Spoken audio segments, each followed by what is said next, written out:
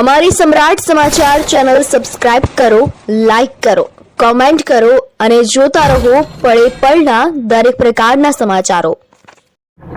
આજ રોજ ધારી ડિવિઝનના ખાંભા પોલીસ સ્ટેશનના જે પ્રોહિબિશનનો મુદ્દામાલ છે એની નાશની કામગીરી રાખવામાં આવેલી છે, જેનામાં માનનીય એસડીએમ ધારી સાહેબ, ખાંભા પીઆઈ અને જે પ્રોહિબિશન અધિકારીઓ છે હાજર રહેલા છે।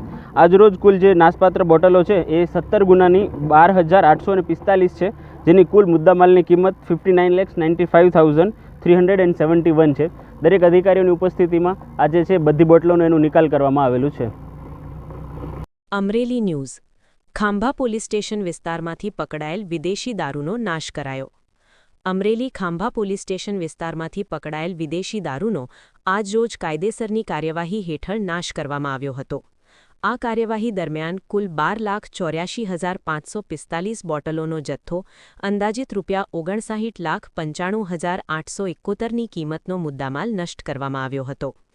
આ કામગીરી ધારીના ચલાલા નજીક આવેલ બલાડા ચોકડી પાસે ખુલ્લી જગ્યા ખાતે ધારી ડિવિઝનના એએસપી જયવીર ગઢવી, એસડીએમ જાડેજા, નશાબંધી અધિકારી, ખાંભા પોલીસ સ્ટેશનના પીઆઈ સુડાસમા, મામલતદાર ખાંભા, પ્રાંત અધિકારી ધારી તથા અમરેલી ફાયર વિભાગની હાજરીમાં પૂર્ણ કરવામાં આવી હતી।